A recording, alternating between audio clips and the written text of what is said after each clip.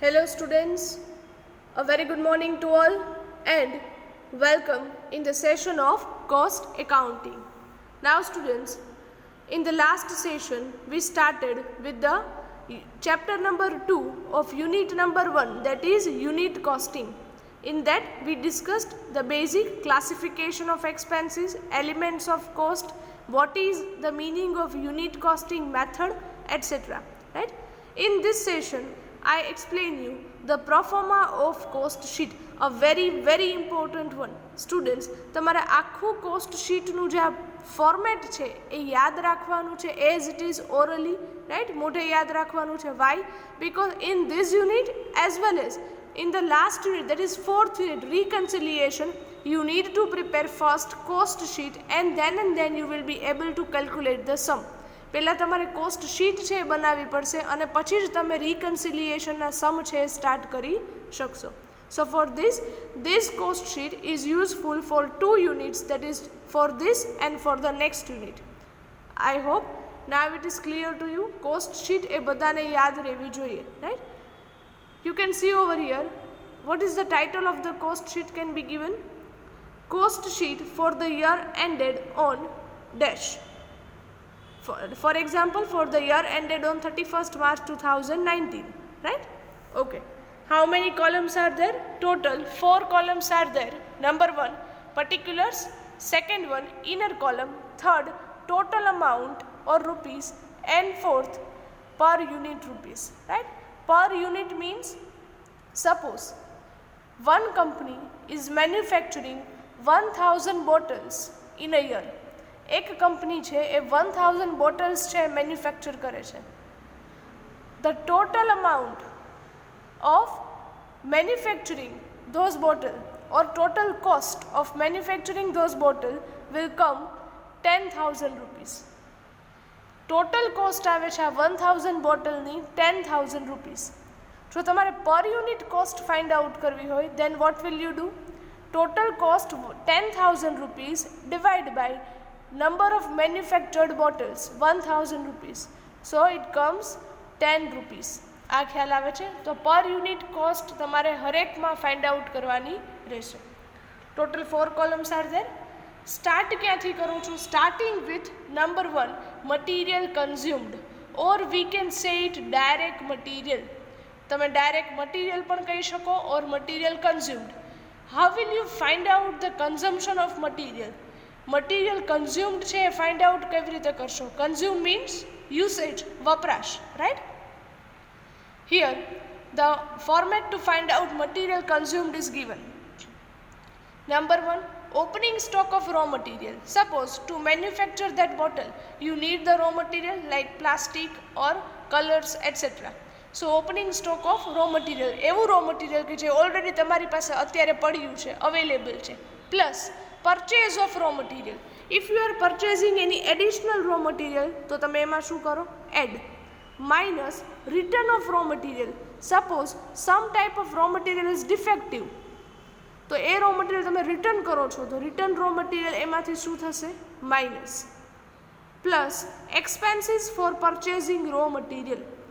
To purchase those raw material you are incurring certain type of expenses like carriage inward. Carriage inward means એ material મંગાવવા માટે જે તમે expenses કરો છો, રાઈટ?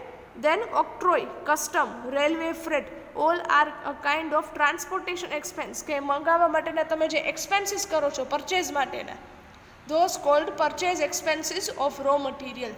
તો એક્સપેન્સીસ છે એનાથી તમારી રો મટીરિયલની કોસ્ટમાં શું થાય? વધારો. So we will add over here. Now minus closing stock of raw material. At the end of the period જે સ્ટોક વધે છે તમારી પાસે એ સ્ટોક તમે અહીંયા શું કરો છો? Minus. And last again minus cost of scrap sold. Suppose some amount of raw material is or will remain a scrap. સ્ક્રેપની જેમ પડ્યું છે તો એને તમે સ્ક્રેપમાં સેલ કરો છો, then it is to be deducted. ચલો, મટીરિયલ કન્ઝ્યુમ્ડ કઈ રીતે ફાઇન્ડ કરવું ખ્યાલ આવે છે student? Opening stock plus purchase related expenses minus return minus closing stock minus cost of scrap call. હરેક ક્વેશ્ચનમાં ઇટ ઇઝ નોટ રિક્વાયર્ડ કે તમારે આ ફાઇન્ડ આઉટ કરવાનું હોય. In majority sums material consumed or we can say direct material will be given as it is. તમને directly આપેલું જ હશે તમારે ક્વેશ્ચનમાં, તમારે ખાલી મૂકવાનું રહેશે, right, material consumed amount. But if it is not given directly તો તમને ખ્યાલ હોવો જોઈએ કે કઈ રીતે ફાઇન્ડ આઉટ કરવું. મટીરિયલ કન્ઝ્યુમ્ડ બધી અમાઉન્ટ ઇનર કોલમમાં મૂકવાની, દેન આફ્ટર મટીરિયલ કન્ઝ્યુમ્ડ તમે ફાઇન્ડ આઉટ કરો એ તમારે આઉટર કોલમમાં મૂકવાનું રહેશે. આ ખ્યાલ આવે છે સ્ટુડન્ટ? એ મટીરિયલ કન્ઝ્યુમ્ડના જે તમે આઉટર કોલમમાં અમાઉન્ટ મૂકો છો ટોટલ અમાઉન્ટના કોલમમાં, એના પછી તમારે પર યુનિટ પ્રાઇસ છે ફાઇન્ડ આઉટ કરવાના રહેશે. કઈ રીતે મળે? પર યુનિટ પ્રાઇસ તમને મળશે total material amount divide by number of units produced. કેટલા યુનિટ્સ તમે પ્રોડ્યુસ કરો છો, રાઈટ? તો ફર્સ્ટ પોઈન્ટ છે material consumed. Second point is direct labour or we called it direct wages which is given directly in a question. જે તમને ક્વેશ્ચનમાં directly આપેલું જ હશે તો તમે ડાયરેક્ટલી બહારની કોલમમાં ટોટલના કોલમમાં જે અમાઉન્ટ મૂકો છો અને divide by number of units produced કરો છો, so you will get the per unit direct wages. Third point is direct expenses. Direct expenses પણ તમને ક્વેશ્ચનમાં આપેલા જ હશે, રાઈટ? તમારે ડાયરેક્ટ ટોટલના કોલમમાં જ મૂકવાની છે અમાઉન્ટ અને ડિવાઈડ કરશો એમને નંબર ઓફ યુનિટ્સ પ્રોડ્યુસ્ડથી, so you will get the per unit direct expenses. Then after student main points કેટલા છે? 3 એલિમેન્ટ્સ ઓફ કોસ્ટ હતા આપણા એ જ direct material, direct labour and direct expenses. Then you are adding opening stock of work in progress. પછી તમે આ stage પર એડ કરો છો opening stock of work in progress. Work in progress means it's a kind of semi finish goods કે જેના ઉપર અમુક પ્રોસેસ થઈ ગઈ છે અને હજુ અમુક પ્રોસેસ થવાની બાકી છે. Opening stock of work in progress will be added and closing stock of work in progress will be deducted. Opening stock plus થશે, ક્લોઝિંગ સ્ટોક માઇનસ. એ પણ ડાયરેક્ટ આઉટર કોલમમાં જ મૂકવાના છે, બટ એના પર યુનિટ પ્રાઇસ ફાઇન્ડ આઉટ કરવાની રિક્વાયરમેન્ટ નથી, એટલે ત્યાં તમારે પર યુનિટ પ્રાઇસ ફાઇન્ડ આઉટ કરવાના નથી. At this stage you will get your first cost that is prime cost. ચલો અહીં સુધી ખ્યાલ આવે સ્ટુડન્ટ? યાદ તમારે કેમ રાખવાનું? Number 1 material consumed plus direct labour plus direct expenses plus opening stock of work in progress minus closing stock of work in progress. At this stage you will get your first cost that is prime cost. Total કરો છો આ બધાનો અને એને divide કરો છો number of units produced, so you will get the per unit prime cost. ચલો અહીં સુધી ક્લિયર થાય છે સ્ટુડન્ટ્સ? આ સમજાય છે, રાઈટ? નાવ પ્રાઇમ કોસ્ટમાં તમે એડ કરો છો સ્ટુડન્ટ, આ ફોર્મેટ છે એ કન્ટિન્યુ જ છે, તમારે ક્યાંય સ્પેસ છોડવાની નથી. તમારી પ્રાઇમ કોસ્ટમાં એડ કરો છો વર્ક્સ ઓર ફેક્ટરી ઓવરહેડ્સ. તમને ફેક્ટરી ઓવરહેડ્સ કે વર્ક્સ ઓવરહેડ્સ કે બોથ આર સેમ. ખાસ યાદ રાખજો, in sum of the questions works overhead word will be used. અમુક ક્વેશ્ચનમાં વર્ક્સ ઓવરહેડ એવો વર્ડ યુઝ કરેલો હશે. એટ ધેટ ટાઈમ તમને ખ્યાલ હોવો જોઈએ કે works overhead means factory overheads. Now students, what is the meaning of factory overheads? We discussed it so many times earlier. આપણે આ ઘણી બધી વાર ડિસ્કસ કરેલ છે. Factory overheads means all those indirect factory expenses which are incurred within the four wall of factory. એટલે કે manufacturing કરતી વખતે ફેક્ટરી ડિપાર્ટમેન્ટમાં, પ્રોડક્શન ડિપાર્ટમેન્ટમાં તમે જે એક્સપેન્સીસ કરો છો એમને કહેવાય ફેક્ટરી ઓવરહેડ્સ. એવા એક્સપેન્સીસ ક્યાં ક્યાં હોય? નંબર 1, આ બધા એક્સપેન્સીસનું લિસ્ટ આપેલું છે, તમારે યાદ નથી રાખવાના, but at least you should know કે કયો એક્સપેન્સ, કયો ઓવરહેડ કયા હેડના અંડરમાં આવે, right? Number 1 is indirect materials or consumable stores. Consumable stores means oil, grease, cotton waste etcetera, right? Student, again I repeat, direct material હોય તો એ ક્યાં મૂકશો? Direct material means point number 1. But indirect material જો આપે તો એ ક્યાં મૂકવાનું થશે? ફેક્ટરી ઓવરહેડ્સના અંડરમાં. આ ક્લિયર થાય છે? નેક્સ્ટ પોઈન્ટ, ઇનડાયરેક્ટ લેબર ઓર ઇનડાયરેક્ટ વેજીસ. સેમ એ જ રીતે જો ડાયરેક્ટ લેબર હોય, ડાયરેક્ટ વેજીસ હોય તો એ ક્યાં મૂકો છો? તમારા પોઈન્ટ નંબર 2માં, અહીંયા, રાઈટ? બટ જો ઇનડાયરેક્ટ વેજીસ આપે તો એ ક્યાં લેશો? Under the head of factory overheads. Is it clear students? Next point, power, fuel, electricity. પછી ઇલેક્ટ્રિસિટીમાં કંઈ પણ આપે, coal, oil, gas, power, water, electricity etcetera. Right? તો જ્યારે પણ ઇલેક્ટ્રિસિટી, પાવર કે ફ્યુલ હોય, it's a part of factory overheads. Next, repairs, renewal of plant and machinery. But obvious, we are using the plant and machinery in the factory department or production department. Plant and machinery નો usage ક્યાં થાય? Production ડિપાર્ટમેન્ટમાં જ. તો એમના repairs related જે પણ expenses છે એ ક્યાં આવે? Under the head of factory overheads. Next point is depreciation of plant and machinery. Same way, plant and machinery related કોઈ પણ ડેપ્રિસિએશન છે, રિપેરિંગ છે, એમનું ઇન્સ્યોરન્સ છે, એ બધું ક્યાં આવશે? Under the head of factory overheads. Next, factory expenses. Factory expenses કઈ ટાઈપના હોઈ શકે? તમે જે પ્રિમાઇસીસ, જે બિલ્ડિંગ યુઝ કરો છો ફેક્ટરી માટે, એ ફેક્ટરીનું રેન્ટ હોય, ફેક્ટરીનું ઇન્સ્યોરન્સ હોય, factory lighting, factory heating, all are considered as the factory overheads. આ બધા એક્સપેન્સીસ ક્યાં છે? ફેક્ટરી ઓવરહેડ્સના. ચલો એ સુધી ખ્યાલ આવે છે સ્ટુડન્ટ્સ? Now understand this. આ સમજો. તમારી પ્રાઇમ કોસ્ટમાં તમે એડ કરો છો factory overhead, so you will get the second cost, that is factory cost. Second cost તમને કઈ મળે છે? ફેક્ટરી કોસ્ટ, જેના ટોટલ અમાઉન્ટ તમે મૂકો છો. રાઈટ? અને ડિવાઈડ બાય કરો છો number of units produced, so you will get the per unit factory cost. Now in factory cost હવે તમે પ્લસ કરો છો office or administrative overheads. Office or administrative overhead means all those indirect expenses which are incurred for the administration and management of the company. કંપનીના administration અને management માટે તમે જે પણ એક્સપેન્સીસ કરો, ઓફિસ રિલેટેડ જે પણ એક્સપેન્સીસ છે એ ક્યાં છે? Admin overheads. Number 1, office rent, office rates, office insurance, office lighting, office heating etcetera. Office related કોઈ પણ એક્સપેન્સીસ હોય એ ક્યાં હેડમાં આવશે? Office overheads, or we called it administrative overheads. આ ખ્યાલ આવે છે? Next, clerical and admin staff salary. But obvious, clerical એટલે કે ક્લર્ક્સ છે, એડમિનિસ્ટ્રેટિવ સ્ટાફ છે, એ ક્યાં હોય? ઓફિસ ડિપાર્ટમેન્ટમાં. તો એમની સ્ટાફ સેલરી એ ક્યાં જશે? ઓફિસ ઓવરહેડ્સમાં. Next, printing and stationery, postage and telegram, depreciation of office building or furniture. Now students, let me clear.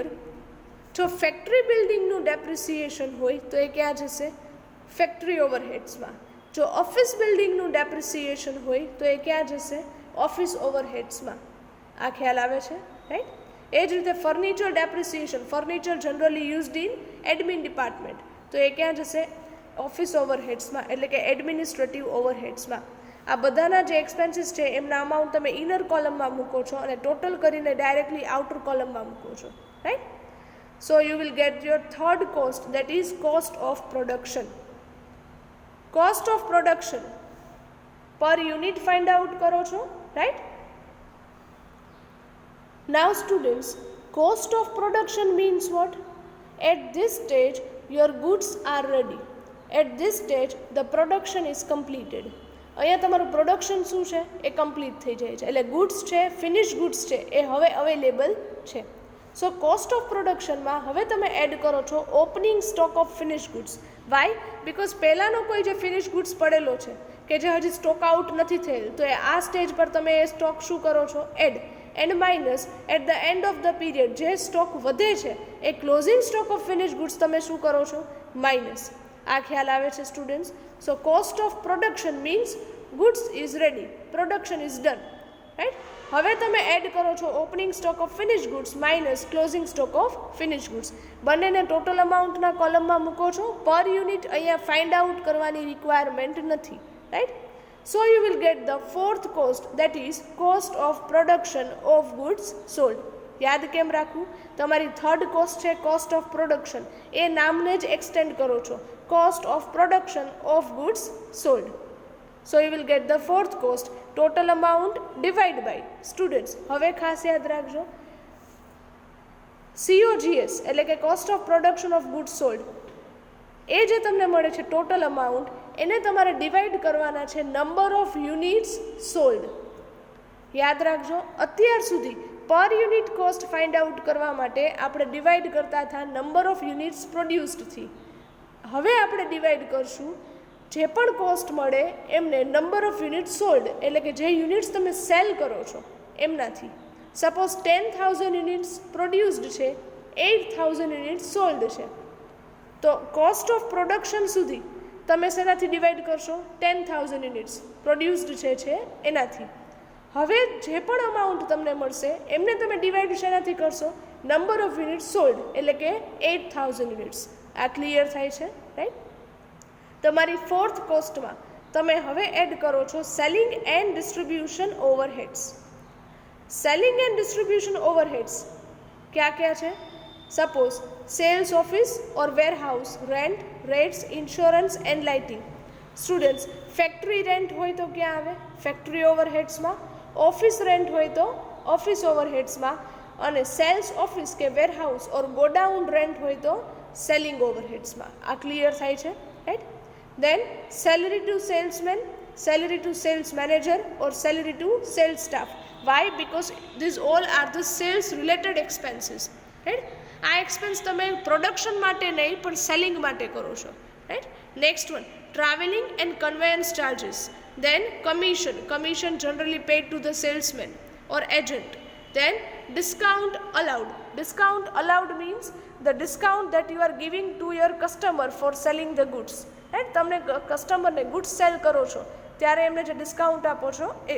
Then after advertisement, then packing charges, carriage outward means goods cell કરતી વખતે એ ગુડ્સને પહોંચાડવા માટે તમે જે એક્સપેન્સ કરો છો, freight pay કરો છો, that is called carriage outward.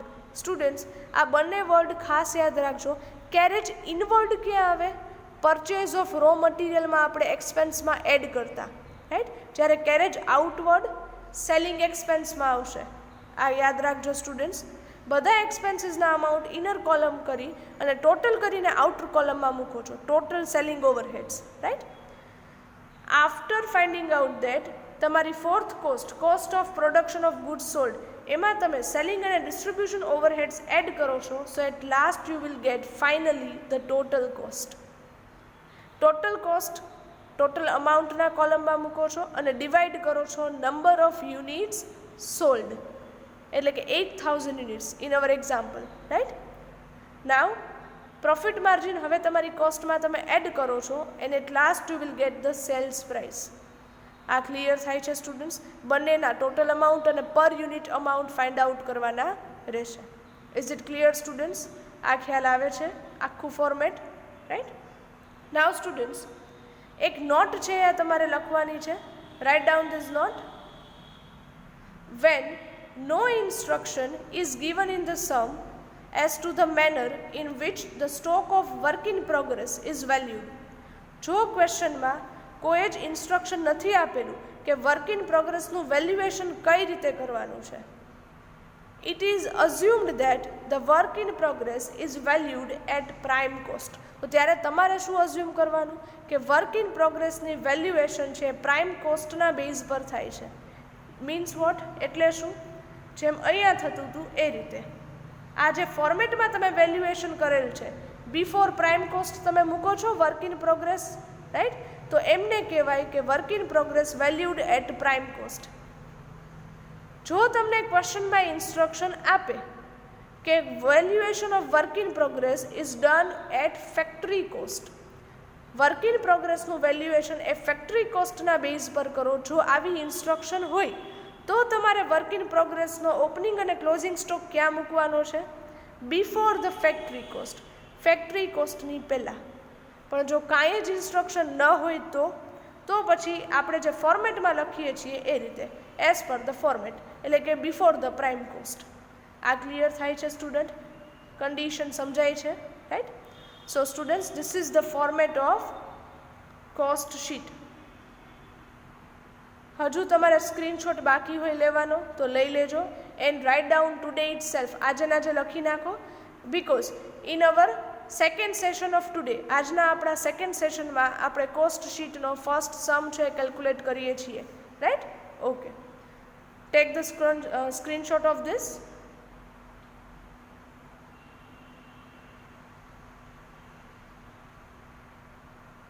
અહીંયાથી જ સ્ટેટમેન્ટ કન્ટિન્યુ કરો છો, પ્રાઇમ કોસ્ટમાં એડ કરો છો, રાઈટ?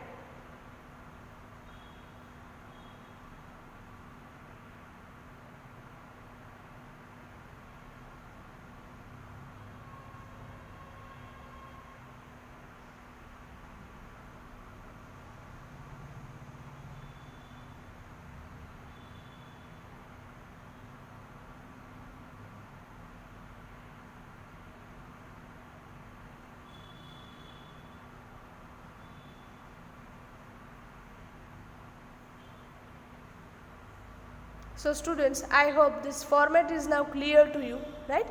Format યાદ રાખવાનું છે, then and then you will be able to calculate the sums of unit, costing and reconciliation of our next unit, right? So here with this we are ending up the session of today. Thank you very much and have a good day.